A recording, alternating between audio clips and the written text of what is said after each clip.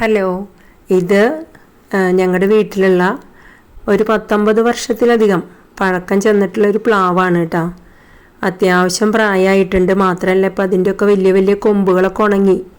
ഓരോ വർഷവും ഞാൻ വിചാരിക്കും ഇനി ഈ പ്ലാവിൽ ചക്ക അടുത്ത വർഷം ഉണ്ടാവുമോ, അത്രയ്ക്കും പ്രായാധിക്യം പ്ലാവിനുണ്ടായിട്ടുണ്ട്.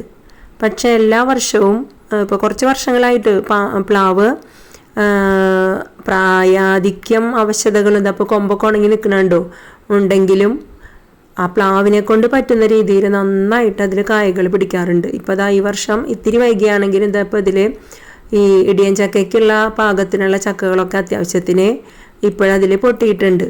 പിന്നെ ഈ പ്ലാവിൻ്റെ വേറൊരു പ്രത്യേകത, ഇതിൻ്റെ അടിവശത്ത് താഴെയും നിലത്ത് കിടന്നിട്ടൊക്കെ ഒത്തിരി ചക്കകൾ ഉണ്ടാവാറുണ്ട്. ഞാനൊരു ചെറിയ സൂത്രം കൂടി ചെയ്യാറുണ്ട്. അത് ഈ ചക്ക പൊട്ടുന്ന സമയമാകുമ്പോൾ പ്ലാവിന് ഞാൻ നനച്ചു കൊടുക്കാറുണ്ട്. അപ്പം അങ്ങനെ നനയ്ക്കുന്നത് കൊണ്ടാണെന്ന് തോന്നുന്നു നല്ല രീതിയിൽ താഴെ ചക്കകൾ ഉണ്ടാവാറുണ്ട്. അപ്പോൾ ഇതൊക്കെ നിറച്ചും തപ്പം ഉണ്ടായി വരുന്ന ചെറിയ ചെറിയ ചക്കകളാണ് കേട്ടോ. ഇപ്പോൾ തന്നെ ഒരു 10-30 ചക്കയിലധികം എന്തായാലും ഇപ്പോൾ ഈ പ്ലാവിലുണ്ട്. ഈ വർഷത്തിൽ കുറഞ്ഞേക്കാണ്. അപ്പോൾ അതിൽ നിന്ന് ഞാനൊരു ഇടിയൻ ചക്കയ്ക്കായിട്ട് ഒരു ചക്ക പൊട്ടിച്ചെടുത്തിട്ടുണ്ട്. ഇന്നത്തെ കറി അതാണ് കേട്ടോ.